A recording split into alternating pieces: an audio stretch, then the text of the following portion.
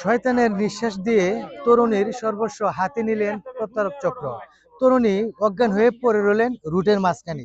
দর্শক, বিস্তারিত জানতে চাইবো পথচারী এবং তরুণীর কাছ থেকে।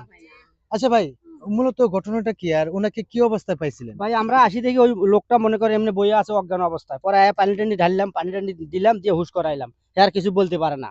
পরে আমাদের চাচা এলো, চাচা আয়া দেখতেছে এই কি অবস্থা, এই যে কি জানি নিচে ব্যাগের মধ্যে গিয়া কি জানি কাগজ করে দিছে, একেবারে সঙ্গীছে বলে ঠিকানাটা দেখেন তো একটু পড়ি।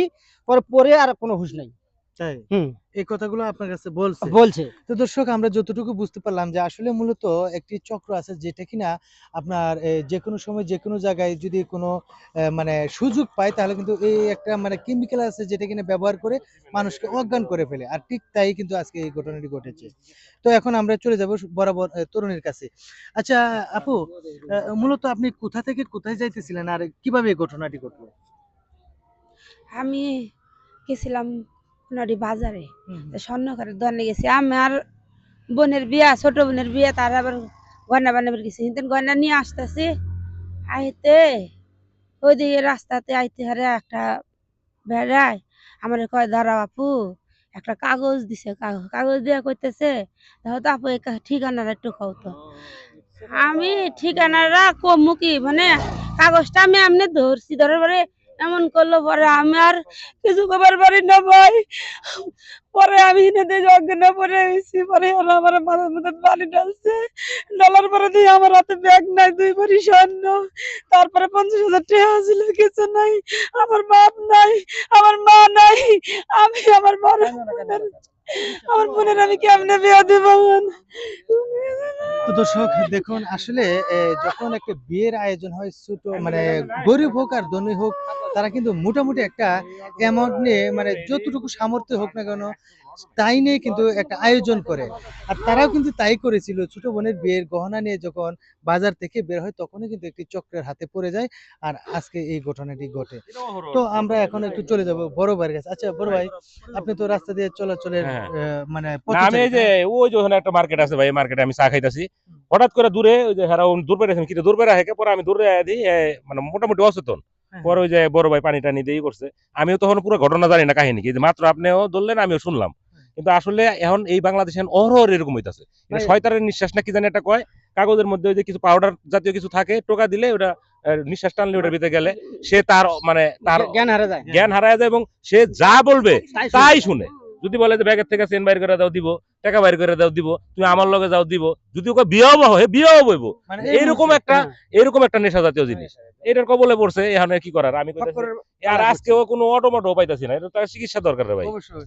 তো দর্শক, আসলে ভাই যে কথাগুলো বলছে আসলে এরকমটাই অনেক সময় যারা কিনা এই কেমিক্যালটা ব্যবহার করে বা চক্র আছে তারা কিন্তু প্রতিনিয়ত চেষ্টা করে যে কোথায় কোন ধরনের লোককে মানে ঘায়েল করা যাবে ওইগুলো লোকে কিন্তু খুঁজে।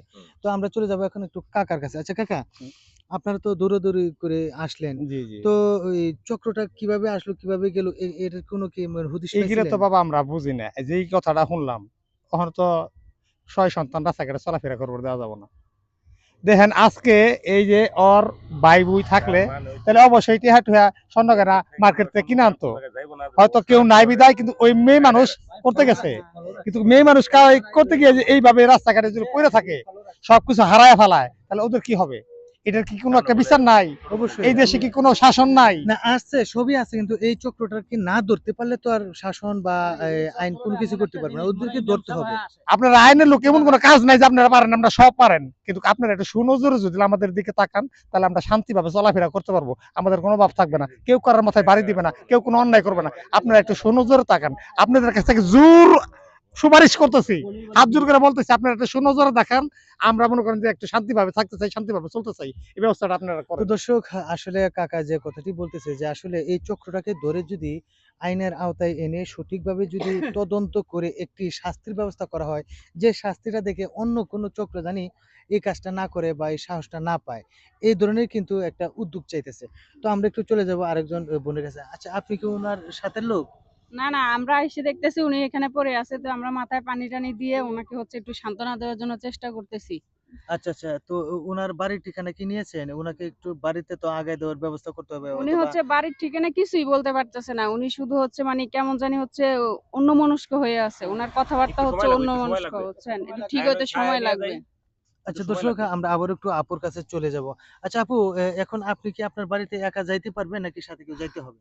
উম, আমার তো ইয়া নাই ভাই, আমার কি হয়ে গেল ভাই, আমি আমার বোনের কিভাবে বিয়ে দেবো, এই টেনশনে তো আমি বাঁচতেছি না, আমি কই কি আমি কিছু বুঝতেছি না ভাই, আমার বাপ নাই মা নাই, আমার ছোট বোনের কিভাবে বিয়ে দেবো বাবা, আমার খেয়াল নাই যে কোন দিক, আমার এতটুকু খেয়াল নাই, আমি পাইতেছি কিছু বুঝতেছি না। সময় লাগবে। তো দর্শক, আসলে আমাদের এই ভিডিওটা তৈরি করার কারণ ছিল যে আমরা পথচারী যারা আছি, রাস্তাঘাটে চলাফেরা করি, আমরা যদি একটু সতর্ক হয়ে চলি তাহলে কিন্তু আমাদের এই ধরনের চক্রের হাতে মানে পড়ি না।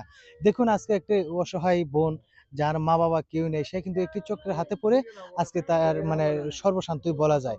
তো আসলে যারা এই কেমিক্যালটা ব্যবহার করে তাদেরকে অবশ্যই, যদি কোথাও কোনো ধরনের মানে সুযোগ পান ধরার মতো, তাহলে অবশ্যই তাদেরকে আইনের হাতে দিবেন। আর আইন এমন ভাবে একটা শাস্তি দিবে যেটা কিনা মানে কখনোই অন্য কোনো চক্র করার চেষ্টা করবে না। এই ছিল আমাদের ভিডিও। যদি আপনাদের কাছে এই ভিডিওটা ভালো লেগে থাকে তাহলে অবশ্যই লাইক কমেন্ট শেয়ার করে আমাদের পাশে থাকবেন। ধন্যবাদ সবাই।